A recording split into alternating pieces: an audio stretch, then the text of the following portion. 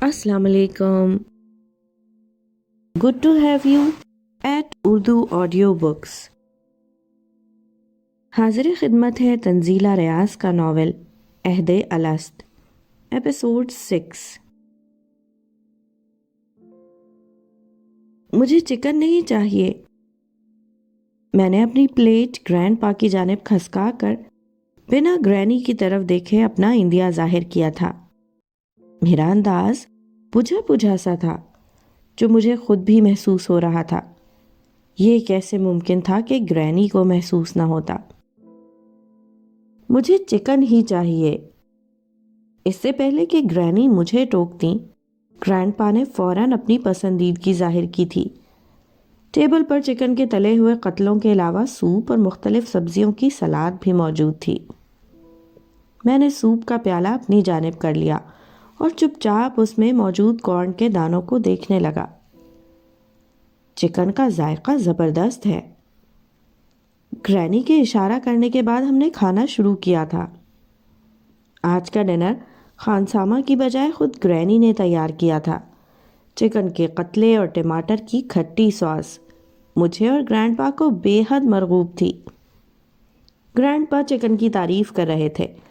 मेरा जी ललचाया, मगर मीता राव की तकलीफदेह बातें भी याद आ गईं।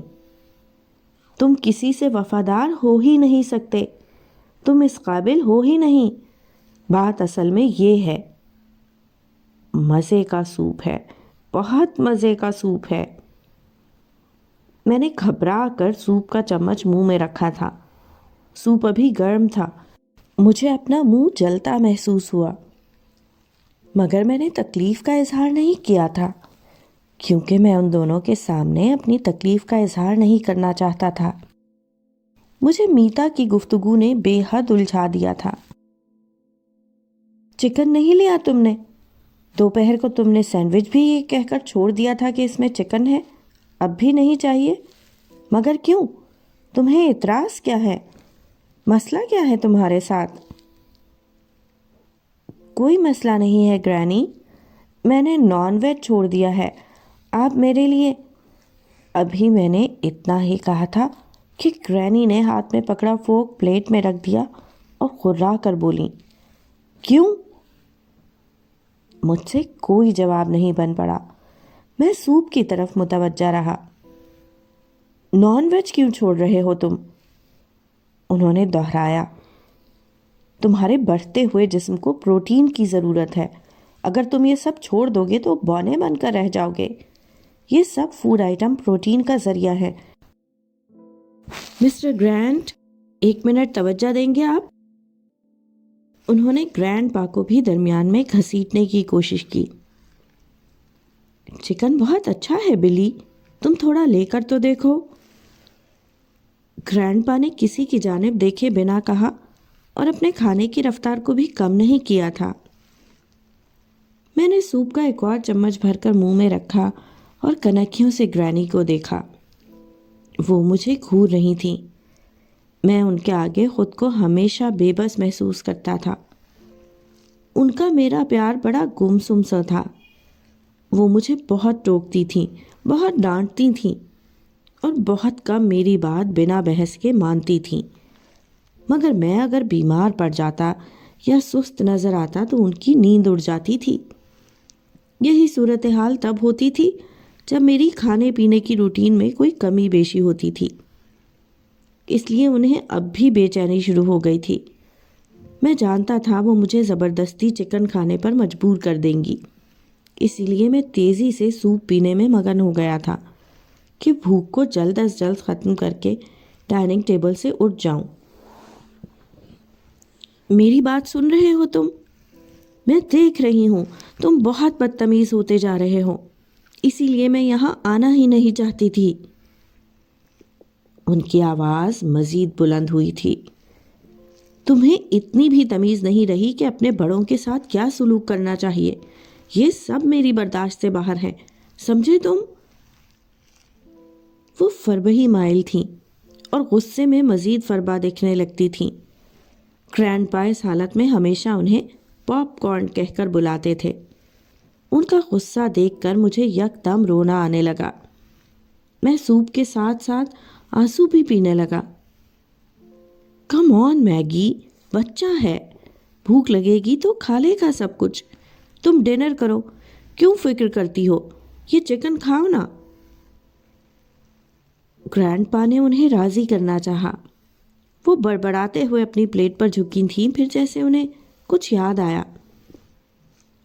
ये सूप जो तुम पी रहे हो ना, ये भी नॉन वेज है, पता है कि नहीं? उन्होंने आंखें घुमाई थीं। मेरी आंखें फिर भारी होने लगीं। मिस्टर ग्रांट, बताएं जरा अपने लाडले पोते को। सूप में सॉस डालते हुए ग्रैनी का अंदाज मजीद तंजिया हो गया। सूप भी नॉन वेज होता है क्या? मैंने मिली जुली कैफियत में घिर कर ग्रैंडपा को देखा। ये बात हतमी थी कि ग्रैनी झूठ नहीं बोलती थी। अरे नहीं भाई, ऐसा कुछ नहीं है, तुम खत्म करो ये सूप, उन्होंने मुझसे कहा और आंखों ही आंखों में ग्रैनी को कुछ इशारा किया जो मैंने फौरन भांप लिया। मेरा दिल बिल्कुल टूट गया। कब से पलकों की बाढ़ लिए दुबक कर बैठे आंसू फिसल कर गालों पर आ गए। मैंने सूप का प्याला सामने से हटा दिया। मैं छोटा बच्चा नहीं हूँ, बड़ा हो गया हूँ। मैंने कहा ना मैं नॉनवेज नहीं खाऊंगा, तो आप लोगों को समझ में क्यों नहीं आता? क्या मैं अपनी मर्जी से कुछ खा भी नहीं सकता? मैं अपनी जगह से उठ खड़ा हुआ। इससे पहले कि वो दोनों मुझे टोकते, मैं उठकर बाहर आ गया था।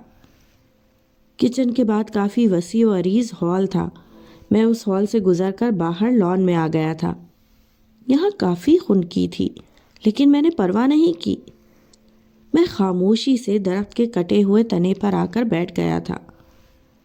दिन के वक्त जो माहौल खुशगवार लगता था, रात के वक्त वही अजीब सा खौफ छाया हुआ था। चंद लम्हों बाद मुझे अपने इर्द गिर्द झींगरों का मुशायरा सा होता महसूस होने लगा, जिससे मुझे मज़ीद खौफ सताने लगा। इससे पहले कि मैं खौफजदा होकर वहाँ से उठ जाता, मैंने ग्रैंडपा को आते देखा। चंद लम्हों बाद वो मेरे करीब आकर बैठ गए थे। मैंने पुरहरारत लम्स अपने इर्द गिर्द फैलते हुए महसूस किया। ग्रैंडपा ने मेरी जैकेट मेरे कंधों पर डाल दी थी।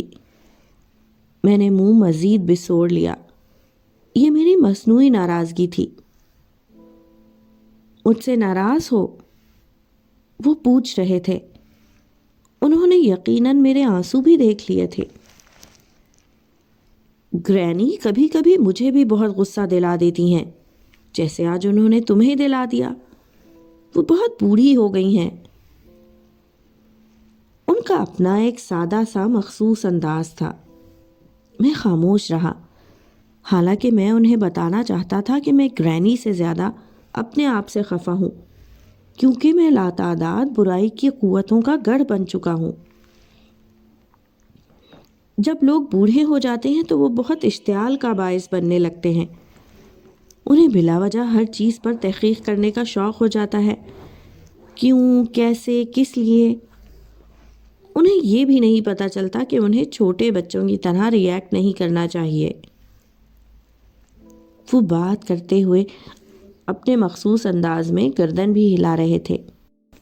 बूढ़े लोग कितने भी बूढ़े हों, वो बहुत मोहब्बत करने वाले होते हैं। उनकी मोहब्बत के बारे में मशकूक होना फजूल है। मोहब्बत को शकूक और वसवसे रास नहीं आते।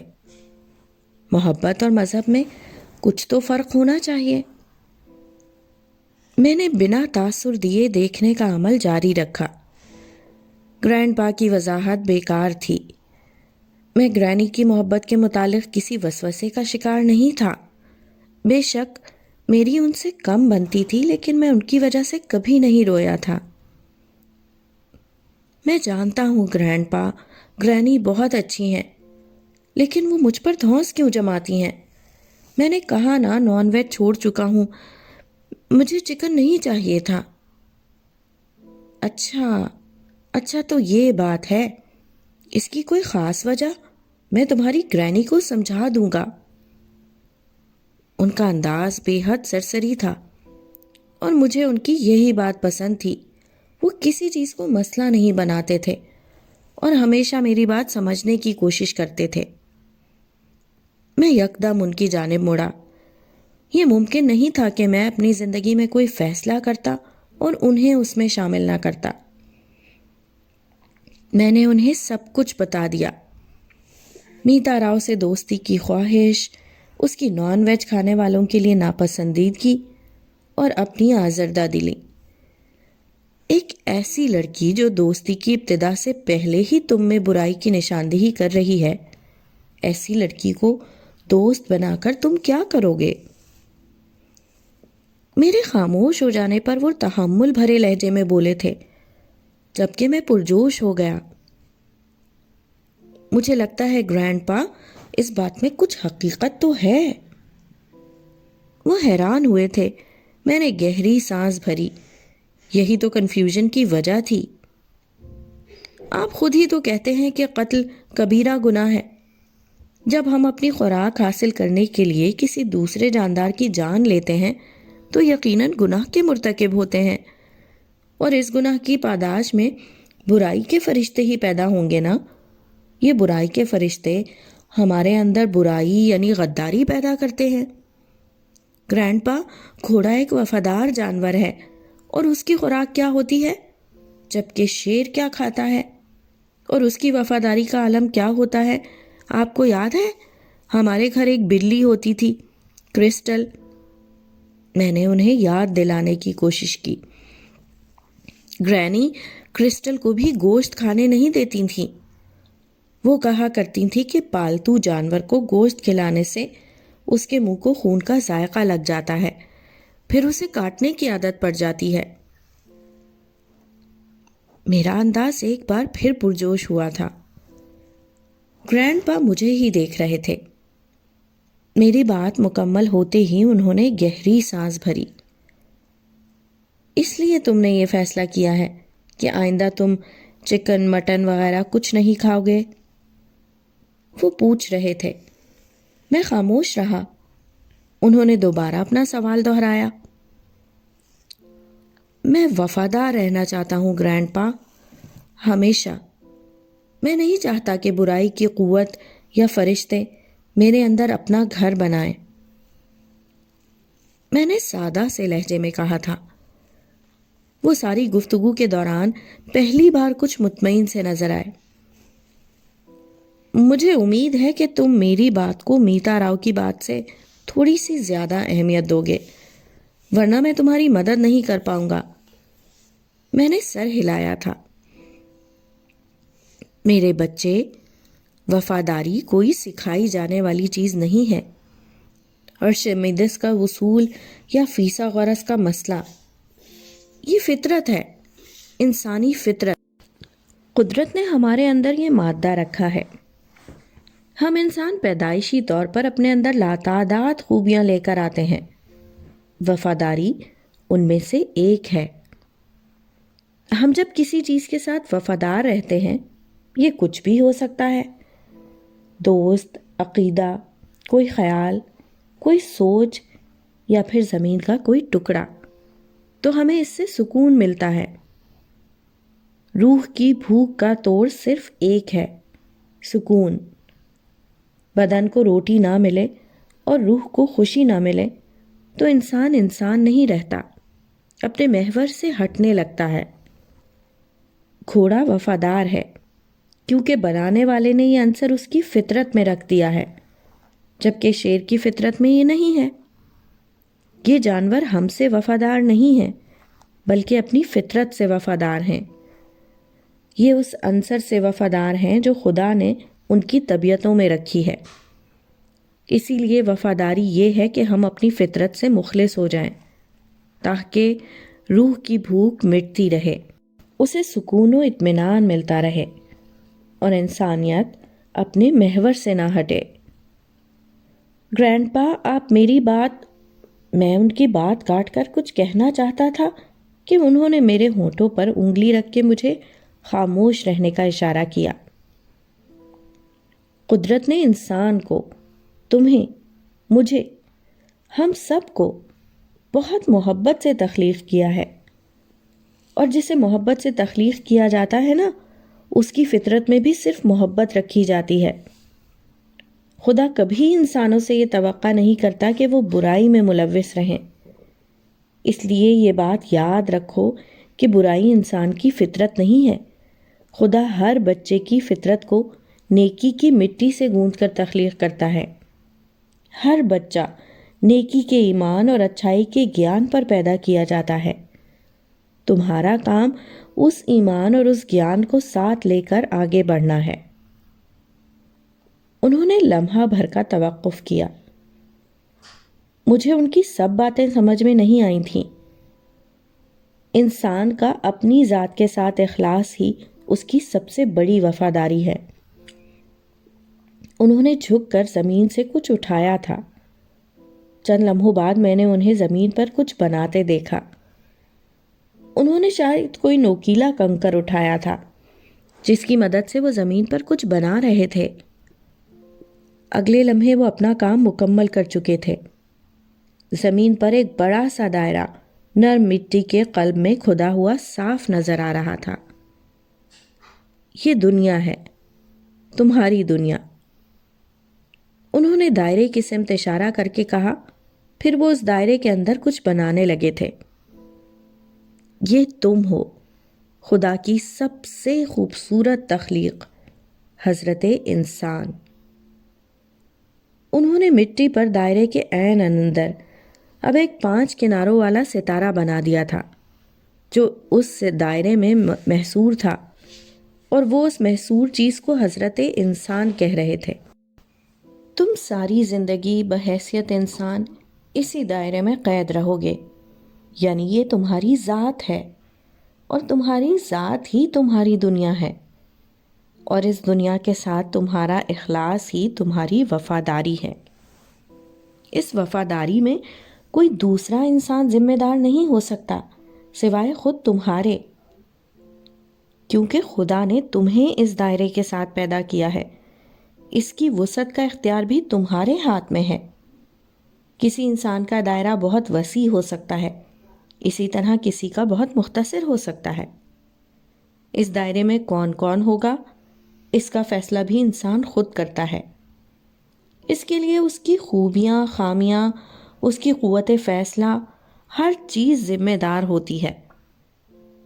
خود غرض انسان کا دائرہ ہمیشہ مختصر ہوتا ہے، کیونکہ اسے اپنے وجود سے پیار ہوتا ہے، اپنی ذات سے نہیں، اور جسے صرف وجود کی چاہ ہو وہ کسی کا وفادار نہیں ہو سکتا۔ انسانیت کا ہر سبق دراصل ذات ہی سکھاتی ہے ہمیں۔ اس لیے وفاداری سیکھنی ہے تو اپنی ذات کا احترام کرو، ذات کی خواہشات کا احترام کرو۔ اپنی طلب سے لڑنا اپنی فطرت سے لڑنے کے مترادف ہے، اور یہ کام انسان کے بس کا نہیں۔ اس لیے اگر تم یہ سوچتے ہو کہ فطرت سے بغاوت کر کے تم وفادار ہو سکتے ہو تو یہ غلط ہے۔ انہوں نے میری جانب دیکھا، اور اب مجھے سمجھ میں آیا کہ وہ مجھے دراصل بتانا کیا چاہ رہے تھے۔ وفاداری سیکھنا چاہتے ہو، وفادار رہنا چاہتے ہو، تو اپنے آپ کے ساتھ اخلاص برتو، اس دائرے کے ساتھ اخلاص برتو۔ وہ اب اس دائرے پر انگلی گھما رہے تھے۔ یہ دائرہ اس مٹی پر بنا ہے۔ وفاداری سیکھنی ہے تو اس مٹی سے سیکھو۔ مٹی سے زیادہ وفادار کوئی دوسری چیز اس دنیا میں نہیں۔ انسان کا خمیر اس مٹی سے اٹھایا جاتا ہے اور بعد از مرگ اسی مٹی میں دفنایا جاتا ہے۔ انہوں نے اب اس دائرے میں قید ستارے پر انگلی رکھی تھی۔ یہ تم ہو، انہوں نے کہنا شروع کیا تھا۔ اس مٹی سے بنتے ہو۔ انہوں نے پہلے کنارے پر انگلی چلائی۔ اس مٹی پر بستے ہو۔ اب کی بار بغیر انگلی اٹھائے وہ دوسرے کنارے پر پہنچ گئے۔ اس مٹی پر چلتے ہو۔ ان کی انگلی تیسرے کنارے پر آ پہنچی۔ اس مٹی سے کھاتے ہو۔ چوتھا کنارہ شروع ہو گیا تھا۔ اس مٹی میں مر جاتے ہو۔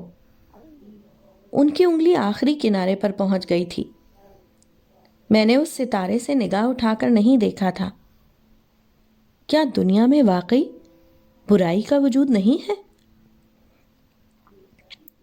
شہروز، تم کیا کر رہے ہو؟ دوسری جانب سے ہیلو کی آواز سنتے ہی اس نے پوچھا تھا، گویا اسے یقین تھا کہ فون شہروز نے ہی ریسیو کیا ہوگا۔ بھنگڑا، تم بھی آ جاؤ۔ شہروز کی کسی قدر اکتاہٹ بھری آواز اس کی سماعتوں سے ٹکرائی تھی۔ زارا کو اندازہ تھا کہ وہ اس وقت اس کی کال کو زیادہ پسندیدہ رسپانس نہیں دے گا۔ اس کا سیل آف مل رہا تھا، جس سے ظاہر ہوتا تھا کہ وہ مصروف ہے۔ وہ جانتی تھی کہ شہروز کا وائوا 2-1 دن میں ہونے والا ہے۔ وہ نہ صرف محنتی اسٹوڈنٹ تھا بلکہ اپنے پروفیسرز کا بھی فیوریٹ تھا۔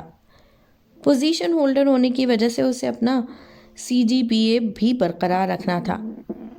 اس نے تھیسس پر جتنی محنت کی تھی اس سے کہیں زیادہ وہ وائوا کے لیے کر رہا تھا، اسی لیے وہ بہت دنوں سے اسے نظر انداز بھی کر رہا تھا۔ زارا ایسی باتوں پر دوسری لڑکیوں کی طرح برا نہیں مناتی تھی، بلکہ وہ خود بھی اس سے زیادہ رابطہ نہیں کرتی تھی۔ اب بھی اگر مسئلہ نہ درپیش ہوتا تو وہ اسے کبھی ڈسٹرب نہ کرتی۔ وہ خود کافی پریشان تھی، لیکن اس کا موڈ ٹھیک کرنے کو لائٹ سے انداز میں بولی، 9 من تیل میسر آ گیا تھا میری رادھا کو۔ نہیں، تبھی تو ناچ نہیں رہی، بھنگڑا ڈال رہی ہے آپ کی رادھا۔ شہروز کی آواز میں اب تھکن بھی نمایاں تھی۔ میری رادھا تھک گئی ہے؟ اس نے اپنی پریشانی کو چھپا کر محبت سے کہا۔ ہائے! شہروز نے گہری سانس بھری، پھر بولا، کچھ مت پوچھو زارا، اتنا کام ہے کرنے والا اور 2 دن سے بھی کم وقت رہ گیا ہے۔ میرا ذہن بالکل بلینک ہے، عمر کے چکروں میں بڑا وقت ضائع ہوا ہے میرا۔ وہ اپنا دکھڑا رو رہا تھا۔ زارا کو اپنا یاد آ گیا۔ شہروز، زارا نے اتنا کہہ کر توقف کیا تھا۔ اس کی آواز میں مخصوص سی بے چارگی آ گئی تھی جس سے شہروز بطور خاص واقف بھی اور چڑھتا بھی تھا۔ اب بک بھی چکو کہ کیا پرابلم ہے، مجھے پتا ہے میری خیریت پوچھنے کے لیے فون نہیں کیا تم نے اس وقت۔ اس کے اس طرح کہنے پر زارا نے سامنے لگے وال کلاک کی جانب دیکھا۔ 11 بج رہے تھے۔ شہروز، تم اس وقت آ سکتے ہو میری طرف؟ وہ لجاجت سے بولی تھی جس کا شہروز پر ذرا اثر نہیں ہوا تھا۔ جی نہیں، اتنی خوبصورت نہیں ہیں آپ کہ میں آپ کی ہر فرمائش پوری کرتا پھروں۔ اس نے صاف انکار کیا۔ بی سیریس یار، ایک پرابلم ہو گئی ہے۔ زارا کی آواز میں لجاجت و منت کی آمیزش بڑھی تھی۔ اس کے علاوہ ہو بھی کیا سکتا تھا، تم ہو ہی پرابلمز کا اٹیچی کیس۔ وہ بے پناہ چڑھ کر بولا۔ زارا کو بھی غصہ سا آ گیا۔ ہو سکتا ہے تم ٹھیک کہہ رہے ہو، لیکن اس وقت پرابلم کا تعلق مجھ سے نہیں بلکہ تمہارے چہیتے عمر احسان سے ہے، وہ خرا کر بولی تھی۔ شہروز کو زیادہ حیرت نہیں ہوئی۔ عمر آج کل شہروز کے وائوا کی وجہ سے زارا لوگوں کے گھر رہ رہا تھا۔ ایسا کرنے کے لیے اسے شہروز نے ہی کہا تھا، کیونکہ اسے شکایت تھی کہ عمر اس کا بہت وقت ضائع کرتا ہے، جبکہ عمر کا کہنا تھا کہ شہروز اس کو ٹائم نہیں دیتا، جبکہ وہ ان کے گھر مہمان ہے۔ وہ بھی تمہارا جڑواں بھائی ہے، تم سے کم نہیں ہے، اور ہاں وہ آج کل تم لوگوں کے گھر رہ رہا ہے تو اس کے پرابلمز بھی تم لوگ سالو کرو نا، مجھے معاف رکھو اس کے معاملات سے۔ شہروز ابھی بھی زیادہ سنجیدہ نہیں تھا، جس کی وجہ سے زارا چڑھ رہی تھی۔ شہروز، تم سمجھ کیوں نہیں رہے؟ بات بہت سیریس ہے۔ عمر نے امائمہ کے ساتھ منگنی توڑ دی ہے، وہ اپنی رنگ اس سے واپس لے آیا ہے۔ اس نے بالآخر اگل دیا تھا۔ واٹ؟ شہروز اس کی بات سن کر واقعی اچھل پڑا۔ تم سچ کہہ رہی ہو؟ وہ پریقین نہیں تھا۔ میں تم سے جھوٹ کیوں کہوں گی شہروز، اس نے واقعی منگنی توڑ دی ہے۔ اس نے مجھے سب کچھ خود بتایا ہے، بلکہ وہ رنگ بھی دکھائی ہے جو منور ماموں نے اس کی طرف سے امیمہ کو پہنائی تھی۔ وہ اسے تفصیل سے بتا رہی تھی۔ لیکن کیوں زارا؟ اس نے یہ سب کیوں کیا؟ ابھی تو 1 ہفتہ بھی نہیں ہوا انگیجمنٹ کو۔ شہروز بھی پریشان ہو گیا تھا۔ دل ہی دل میں اسے غصہ بھی آ رہا تھا۔ وہ جانتا تھا عمر لاپرواہ ہے، مگر اتنی غیر ذمہ داری کی توقع بھی نہیں تھی اسے عمر سے۔ یہ تو مجھے نہیں پتا، مگر کافی غصے میں تھا۔ اس نے کھانا بھی نہیں کھایا۔ مجھے لگتا ہے اس کا اور امائمہ کا جھگڑا ہو گیا ہے۔ شٹ یار، کیا چیز ہے یہ شخص؟ تم فون رکھو، میں آتا ہوں تمہاری طرف۔ پتہ نہیں ڈیڈی ابھی سوئے ہیں کہ نہیں، بائک پر آنا پڑے گا اس وقت۔ بہرحال میں دیکھتا ہوں۔ وہ کان کو انگلی سے کھجاتا ہوا سوچ سوچ کر بول رہا تھا۔ زارا کو اس کا زیادہ انتظار نہیں کرنا پڑا۔ گھنٹہ بھر بعد ہی وہ اس کے سامنے بیٹھا تھا۔ پھپھا جی سو چکے تھے، جبکہ پھپھو کا آپریشن ڈے تھا۔ وہ ابھی تک ہاسپٹل سے نہیں لوٹی تھیں۔ شہروز لاؤنج میں ہی بیٹھ گیا تھا۔ عمر کا قیام گیسٹ ہاؤس یا انیکسی میں نہیں ہوتا تھا، بلکہ وہ اوپر والے پورشن کے بیڈ روم میں رہ رہا تھا۔ وہ سو چکا تھا یا جاگ رہا تھا، اس کی خبر ان دونوں کو نیچے بیٹھے نہیں ہو سکتی تھی۔ مجھے زیادہ تفصیل سے نہیں پتا شہروز، وہ کہیں باہر گیا ہوا تھا جب میں ہاسپٹل سے واپس آئی۔ ڈنر کے وقت پاپا نے مجھے کہا تھا کہ فون کر کے اس کو پوچھوں کہ وہ کہاں ہے، تبھی اس کا SMS آ گیا۔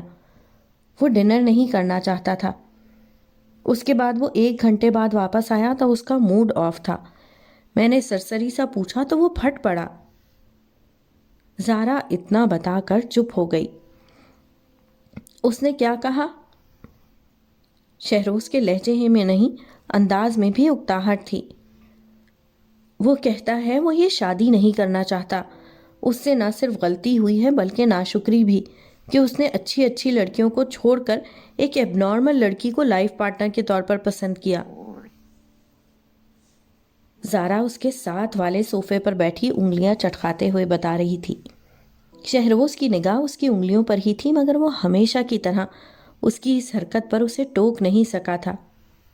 وہ مسلسل کچھ سوچنے میں مگن تھا۔ عمر کی انگیجمنٹ والی تقریب کے بعد اس کی اس سے زیادہ بات نہیں ہوئی تھی، اور اب اس کی اس دوست نما کزن نے کیا حرکت کی تھی، اس سے وہ بالکل انجان تھا۔ لیکن پریشانی بھی بے حد تھی۔ منگنی سے لے کر رشتہ بھیجنے تک وہ ہر کام میں پیش رہا تھا۔ عمر اس کا کزن تھا تو امائمہ اس کی کلاس فیلو اور فرینڈ تھی۔ منگنی کے بعد اور پہلے بھی سارا سلسلہ شروع ہونے تک وہ 3-4 بار امائمہ سے ملا تھا۔ وہ اسے بہت خوش تو دکھائی نہیں دی تھی، مگر مطمئن ضرور تھی کہ رشتہ یقیناً اس کی رضامندی سے طے پایا تھا۔ اب کیا ہوا ہے اس احمق کو؟ مجھے تو ذلیل کر کے رکھ دیا ہے اس نے۔ شہروز اس کی جانب دیکھ رہا تھا اور پھر وہ بڑبڑاتا ہوا اٹھ کھڑا ہوا۔ میں پوچھ کر آتا ہوں۔ شہروز سیڑھیوں کی جانب بڑھا تھا، جبکہ زارا نے پریشانی سے ٹھنڈی سانس بھری۔ وہ جانتی تھی اب دونوں کا جھگڑا ہو جائے گا۔ پاپا سو رہے ہیں۔ سیڑھیاں چڑھتے شہروز کو اس نے بتانا ضروری سمجھا، مبادا وہ دونوں اتنا ہنگامہ کریں کہ پاپا اٹھ جائیں اور اس پر غصے کا اظہار کریں۔ شہروز کے روم میں چلے جانے کے بعد وہ کچھ دیر لاؤنج میں ہی ٹہلتی رہی، پھر اس سے صبر نہیں ہوا تھا اور وہ بھی دبے قدموں اوپر چلی آئی۔ اس میں میری کیا غلطی ہے شہروز؟ تم لوگوں کو مجھے پہلے ہی انفارم کر دینا چاہیے تھا کہ محترمہ امائمہ آفاق ذہنی مریضہ ہیں۔ وہ شاید شہروز کے استفسار پر بتا رہا تھا۔ انتہائی پرسکون لہجے میں ادا کیا گیا یہ جملہ آخری سیڑھی پر اس کے کانوں میں پڑا تھا۔ وہ آہستہ آہستہ چلتی کمرے کے دروازے تک پہنچی تھی، مگر اندر داخل ہونے کی اس میں ہمت نہیں تھی۔ اسے اندازہ تھا کہ ان دونوں کے درمیان شاید شدید نوعیت کا جھگڑا ہونے والا ہے۔ ادھ کھلے دروازے سے کمرے کے بیچوں بیچ کھڑا شہروز جارحانہ تیور لیے صاف نظر آ رہا تھا۔ زارا نے ذرا سا آگے ہو کر عمر کو دیکھنے کی کوشش کی۔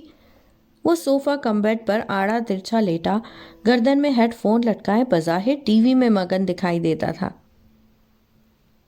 ذہنی مریضہ وہ نہیں تم ہو، اور غلطی بھی واقعی تمہاری نہیں میری ہے۔ میں الو کا پٹھا ہوں جو تم جیسے ٹھیٹ انسان کے پرسنل افیئرز میں بلا وجہ دلچسپی لیتا ہوں۔ شہروز غرا کر بولا تھا۔ تم چڑ کیوں رہے ہو؟ میں تمہیں تمہاری غلطی سدھارنے کا موقع دے تو رہا ہوں۔ عمر کا انداز پہلے سے بھی زیادہ تپانے والا تھا۔ اب کی بار زارا نے بھی اکتا کر اس کی جانب دیکھا۔ عمر کی غیر سنجیدگی اسے اس وقت ذرا بھی نہیں بھا رہی تھی۔ آپ کو اتنی زحمت اٹھانے کی ضرورت نہیں ہے۔ آپ فقط اتنا بتا دیجئے کہ اب آپ کون سا گل کھلا کر آئے ہیں کہ آپ کی رنگ واپس کر دی گئی ہے۔ ایک ایک لفظ پر زور دیتے شہروز کا بس نہیں چل رہا تھا کہ اسے کچا چبا جائے۔ مجھے میری رنگ واپس نہیں کی گئی، میں اس کو خود واپس لے کر آ رہا ہوں۔ جب وہ لیڈی ڈیانا مجھ سے کوئی رشتہ وابستہ نہیں رکھنا چاہتی تو میں اتنی قیمتی رنگ اس کو کیوں دوں؟ میں اپنی رنگ خود واپس لے آیا۔ وہ ناک چڑھا کر خود کو وضاحت دے رہا تھا۔ اس کی بات پر شہروز اور زارا دونوں حیران ہوئے۔ زارا تو کمرے میں داخل ہو کر شہروز کے ساتھ آن کھڑی ہوئی، حالانکہ اس نے فیصلہ کیا تھا کہ وہ کمرے کے باہر سے ہی ان کی باتیں سنتی رہے گی۔ وہ تم سے کوئی رشتہ وابستہ نہ رکھنا چاہتی تو پھر یہ رنگ پہنتی ہی کیوں؟ یہ بات تمہاری عقل میں نہیں آئی؟ شہروز نے سوالیہ نظروں سے دیکھتے ہوئے زارا کو پوچھا تھا۔ اس کا انداز نہیں بدلا تھا، مگر لفظوں کا انتخاب کرتے ہوئے اس نے تحمل کا مظاہرہ کیا تھا۔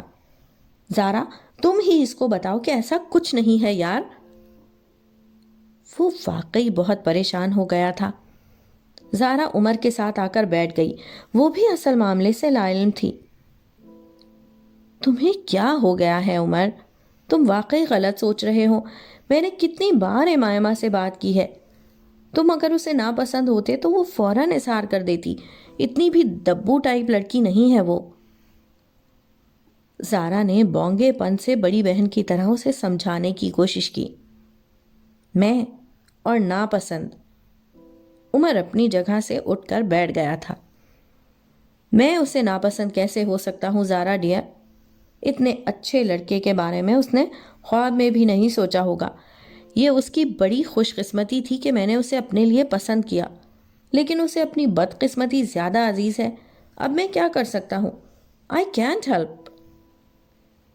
کندھے اچکاتے ہوئے وہ فخریہ لہجے میں بولا تھا۔ شہروز کے ماتھے کی رگیں مزید تن گئیں۔ کتنے خبیث انسان ہو تم! پتہ نہیں کیا سمجھتے ہو تم اپنے آپ کو؟ اوقات کیا ہے تمہاری اس کے آگے؟ شہروز کا لہجہ اتنا سخت ہو گیا تھا کہ زارا بھی پریشان ہو کر اس کا چہرہ دیکھنے لگی۔ شہروز پلیز اس طرح سے بات مت کرو عمر سے، وہ لجاجت بھرے لہجے میں بولی تھی۔ مجھے لگتا ہے ان دونوں کے درمیان کچھ مس انڈرسٹینڈنگ ہو گئی ہے۔ میں اپنے آپ کو کیا سمجھتا ہوں، مجھے وضاحت دینے کی ضرورت نہیں ہے۔ میں ایسا ہی ہوں شہروز، اب سے نہیں بہت پہلے سے، اور میں ایسا ہی رہوں گا مرتے دم تک۔ میں کبھی اس سانچے میں نہیں ڈھل سکتا جو تم میرے لیے تیار کرتے ہو، حالانکہ میں ایسا کرنا ہی نہیں چاہتا۔ میں جیسا بھی ہوں بہت اچھا ہوں، اور ہاں، میں صرف اپنے پیرنٹس کے آگے جواب دہ ہوں۔ مجھ سے بلا وجہ آرگیو کرنے کا حق میں کسی کو نہیں دیتا۔ عمر کا لہجہ بے حد سرد ہو گیا تھا اور چہرے کے تاثرات بالکل سرد ہو گئے تھے۔ زارا نے ان دونوں کو پہلے کبھی اتنے غصے میں نہیں دیکھا تھا۔ وہ ان دونوں کے درمیان ثالث کا کردار ادا کرتی تھی، لیکن عینی شاہد بننے کا یہ پہلا موقع تھا۔ تم دونوں ایک دوسرے کے ساتھ جھگڑا کیوں کر رہے ہو؟ ٹیمپر لوز مت کرو، وہ منمنا کر بولی تھی۔ وہ دونوں میں سے کسی ایک کو بھی قائل نہیں کر سکتی تھی۔ تم نے سنا ابھی مسٹر عمر نے کیا فرمایا؟ بہتر ہے ہم خاموش رہیں۔ شہروز کو یقیناً بہت برا لگا تھا۔ یار پلیز تم تو اس طرح مت کہو، تم تو جانتے ہو عمر بہت جذباتی ہے۔ زارا کا اتنا کہنا ہی قیامت ہو گیا۔ ہاں، عمر جذباتی ہے، اسٹوبٹ ہے، ڈفر ہے، سب تھانوں میں اسی کمبخت کی تصویریں لگی ہوئی ہیں۔ اوکے، ایسے تو ایسے ہی صحیح۔ جس کو مجھ سے بات نہیں کرنی وہ مت کرے، میں اپنے آپ سے بہت خوش ہوں، انڈرسٹینڈ؟ وہ نتنے پھلا پھلا کر کہہ رہا تھا۔ زارا اٹھو یہاں سے، آؤ چلیں۔ شہروز نے آگے بڑھ کر یک دم زارا کا بازو پکڑا تھا۔ زارا ہکا بکا ان کی شکلیں دیکھ رہی تھی۔ تم لوگ ایسے کیوں کر رہے ہو؟ پلیز لڑو مت تم لوگ۔ وہ کچھ کہہ نہیں پائی تھی، آنسو ابل ابل کر آنکھوں سے باہر آنے لگے۔ شہروز نے غصے سے اس کی بازو جھٹک دی اور خود کمرے سے باہر نکل گیا۔ شہروز پلیز، زارا نے اسے پکارا اور پھر وہ بھاگ کر دروازے تک گئی تھی۔ شہروز لابی کراس کر کے سیڑھیاں اتر رہا تھا۔ زارا نے ایک بار پھر اسے پکارنا چاہا مگر اس کے منہ سے کوئی لفظ نہیں نکلا تھا۔ وہ چند لمحے اسی جانب دیکھتی رہی جہاں شہروز نظر آ رہا تھا، پھر اس نے عمر کی جانب دیکھا۔ اس کا وائوا ہے عمر، پرسوں، ایسے تو وہ پڑھ نہیں پائے گا عمر۔ وہ بیچاری بہت پریشان ہو گئی تھی۔ عمر نے تھک کر سر جھکا لیا۔ وہ نادم لگ رہا تھا یا شاید زارا کو وہم ہوا تھا۔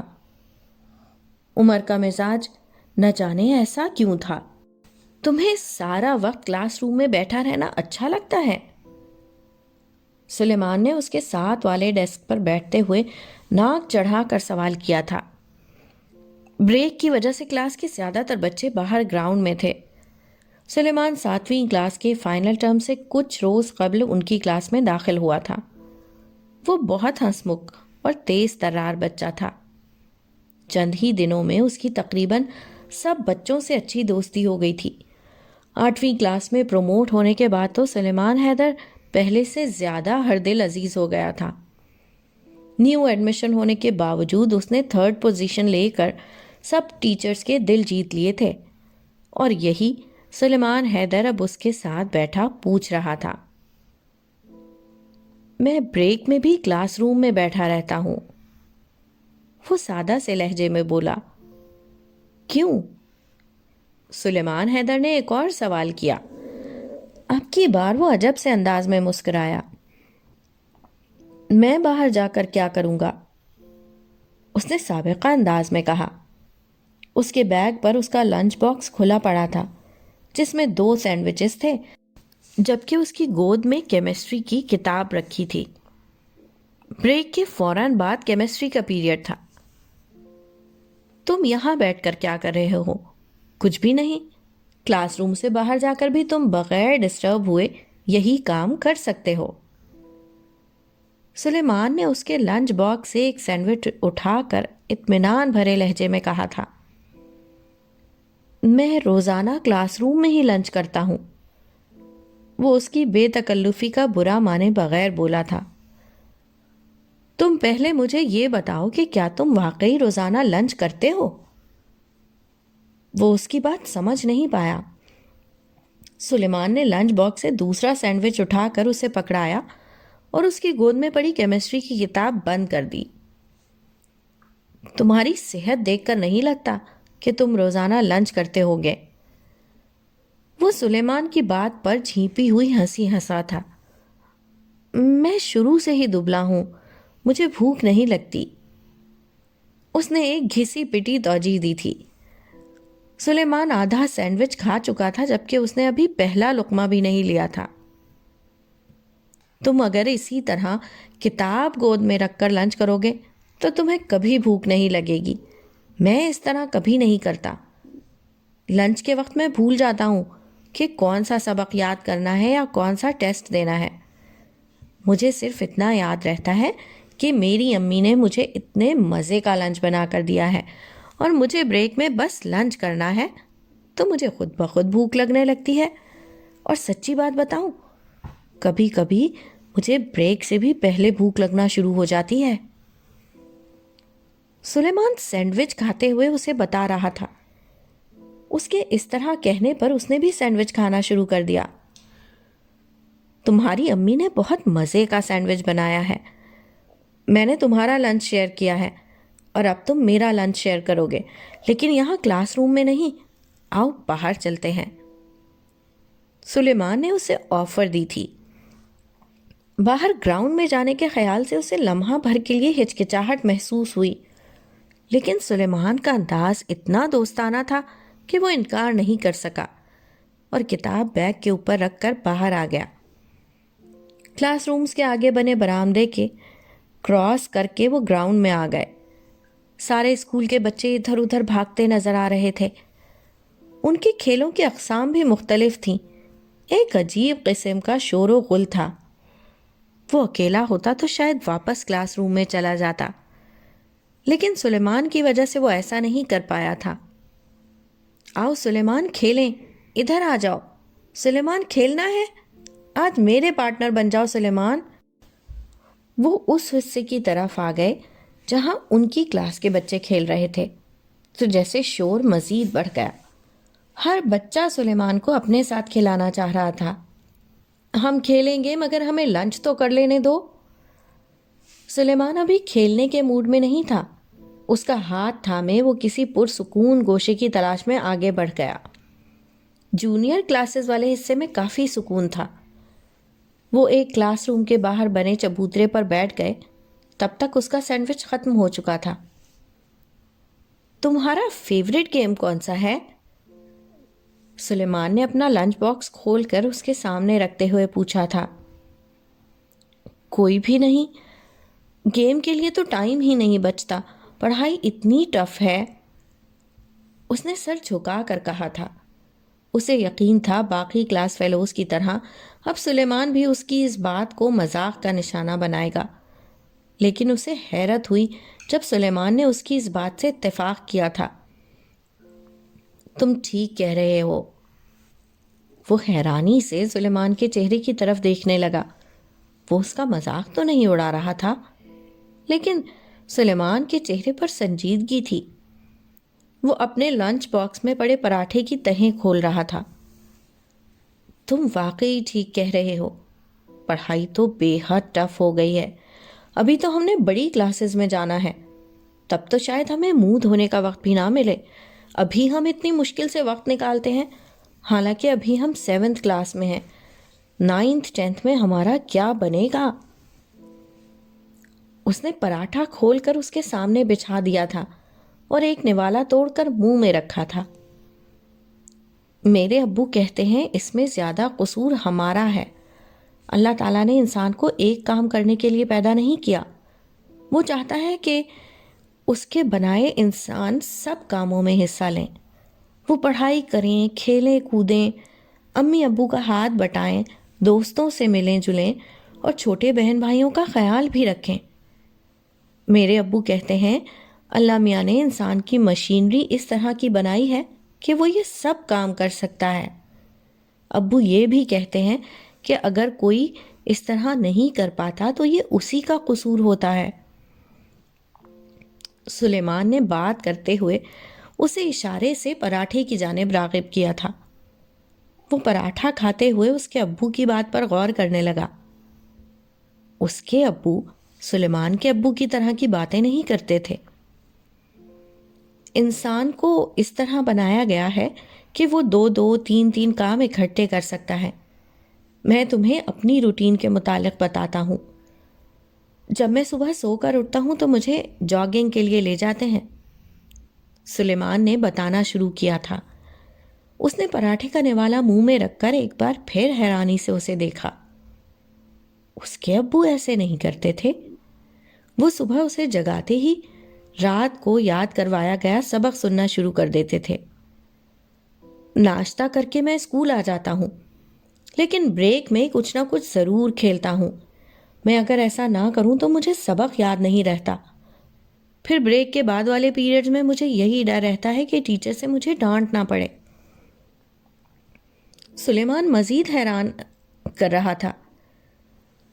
سلیمان کو بریک میں نہ کھیلنے کی وجہ سے خدشہ لاحق ہو جاتا تھا کہ کہیں اسے سبق نہ بھول جائے اور ٹیچر سے اسے ڈانٹ نہ پڑے۔ گھر جا کر میں کچھ آرام کرتا ہوں، پھر پڑھنے بیٹھ جاتا ہوں۔ جب میں پڑھنا شروع کرتا ہوں تو میں ہر بات بھول جاتا ہوں، بالکل اسی طرح جس طرح میں کھیل کے دوران ہر بات بھول جاتا ہوں۔ اسی طرح سے مجھے سب کچھ جلدی جلدی یاد ہو جاتا ہے اور بھولتا بھی نہیں ہے۔ مزے کی بات یہ ہے کہ اس طرح سے میرے پاس شام کو پھر کھیلنے کا وقت نکل آتا ہے۔ میرے ابو ٹھیک کہتے ہیں، اگر ہم ہر کام ٹھیک طریقے سے مینج کر لیں تو ہم ہر کام کر سکتے ہیں۔ سلیمان نے اپنی بات ختم کی تو اس نے پراٹھے کے چند نوالے ہی ختم کیے تھے۔ تم جلدی جلدی کھاؤ نا، پھر ہم ریس لگائیں گے، بریک ختم ہونے میں 10 منٹ باقی ہیں۔ سلیمان کے کہنے پر اس نے تیزی سے کھانا شروع کیا تھا۔ اسے سلیمان اور اس کی باتیں دونوں اچھی لگی تھیں۔ کھانا کھا کر انہوں نے ریس لگائی تھی۔ سلیمان جیت گیا تھا لیکن اسے سلیمان سے زیادہ مزہ آیا تھا۔ جب ہم ایک ہی وقت میں کھا سکتے ہیں، بول سکتے ہیں، سن سکتے ہیں، دیکھ سکتے ہیں، تو پھر ہم پڑھائی کے دوران کھیل کے لیے وقت کیوں نہیں نکال سکتے؟